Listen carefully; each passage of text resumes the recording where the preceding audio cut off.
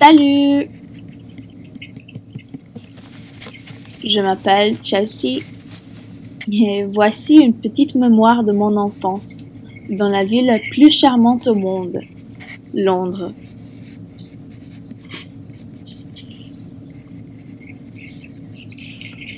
En fait, tout a commencé en novembre 2007. Ayant 10 ans, je suis partie de l'Amérique du Nord avec ma famille pour déménager à une petite île froide et nuageuse au milieu de l'océan Atlantique. Et sans doute, il faisait déjà froid dans la ville de Londres. La neige, en fait, n'y avait pas encore tombé. Pourtant, mes narines se remplissaient de l'odeur fraîche de l'automne et du froid qui couvrait toute la ville. Je savais déjà que vivre là-bas serait magique.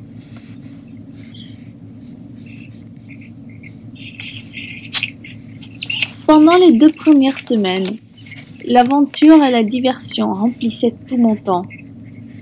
Presque toutes les nuits, on allait au centre-ville, ma famille et moi, pour flâner un peu et voir les lumières, les gens, les bâtiments.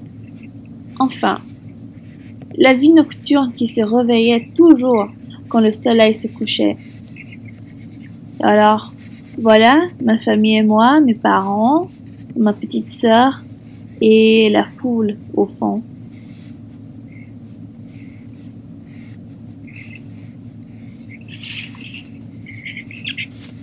Ayant déjà vécu à Londres avant, quand j'étais plus petite, je maintenais en contact avec l'une de mes meilleures amies, Sophie. Sophie habitait avec sa mère chinoise, son père anglais et sa petite sœur, Natasha, une Anglaise, comme elle. Puisque leurs 2 parents venaient de cultures différentes, on mangeait toujours une grande variété de nourriture à chaque repas. Leur mère faisait des crêpes au canard. Et pour le dessert, on mangeait le pudding de pain à la crème anglaise, fait par leur père.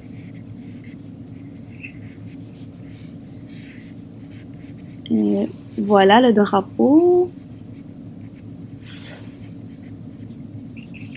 À part de manger, on passait toute la journée en dehors, soit dans le jardin, soit dans les parcs. Mais toujours quand il faisait beau.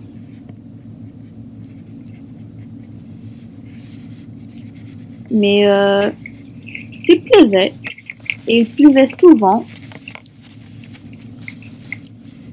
comme ça, on s'amusait tellement avec Dr. Who, la série la plus importante chez les Anglais.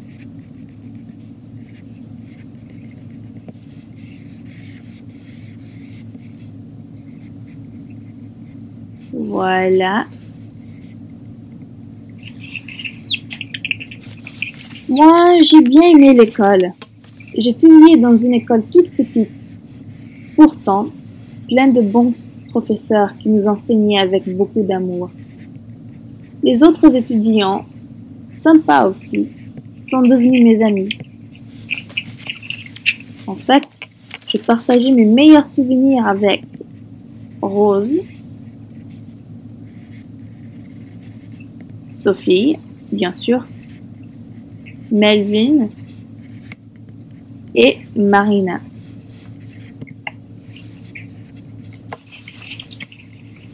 Chaque mardi, la classe prenait le bus pour faire la natation dans ce qui semblait être une très grande piscine. Nager, c'était le moment le plus attendu de la semaine pour nous, comme vous pouvez voir. À part de faire la natation, je jouais au cricket aussi.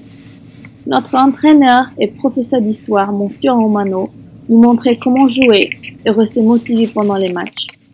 Franchement, on ne gagnait pas beaucoup de matchs contre les autres écoles, mais on s'amusait toujours et parfois quand on gagnait, nous n'arrêtions jamais de célébrer. Une fois, Monsieur Romano a proposé aux étudiants d'entrer dans une compétition de danse contre quelques autres écoles dans la région. Alors, on a passé quelques mois apprenant une chorégraphie faite avec I Don't Feel Like Dancing de Scissor Sisters, une chanson qui, sans doute, fait partie de la bande sonore de ma vie jusqu'à aujourd'hui. Quand le jour de la compétition était finalement arrivé, nous avons dansé avec de jolis vêtements violets qui brillaient sous les lumières. À la fin, on a reçu pas mal d'applaudissements des spectateurs. Et quand il était temps de révéler les gagnants et qu'ils ont dit le nom de notre école, on n'a pas pu retenir notre joie.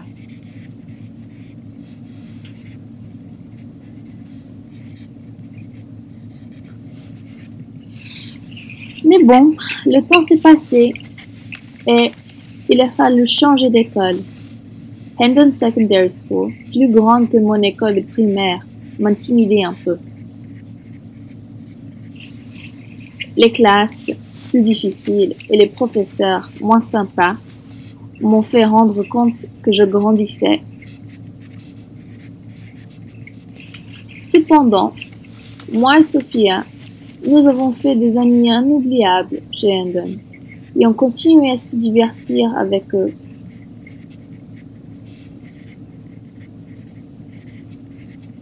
Par exemple, toujours après les cours, on prenait le train et on allait dans une mini-aventure dans le centre-ville de Londres.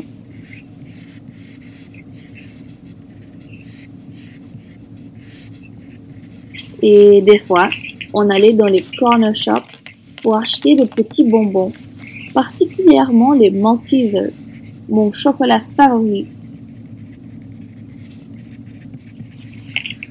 Et à part de ces petites aventures, j'ai profité aussi des voyages avec ma famille. Angleterre offre beaucoup plus que juste Londres. Par exemple, le petit comté de Devon, au sud-ouest du pays, nous a merveillés avec ses châteaux et ses petits villages, entourés de montagnes. Comme ça.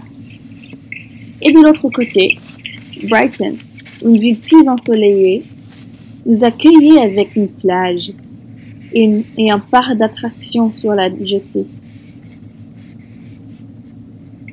Comme ça. Voilà. Enfin, voyager en Angleterre, c'était une expérience vachement gratifiante. Une année d'expérience, une année d'aventure, de parcs, de musées, une année avec les amis les plus sympas au monde, avec le sourire, leurs blagues, leur créativité. J'ai passé un bref moment avec eux, mais s'il est vrai que la distance peut imposer des limites sur l'amitié, il est non vrai que les vrais amis durent toujours, malgré la distance. Et Londres n'aurait pas pu être plus parfait, avec son histoire, son charme et tout ce qui la distingue de toutes les autres grandes villes. Merci à mes amis et merci à Londres pour m'avoir accueilli d'une manière si douce. À bientôt.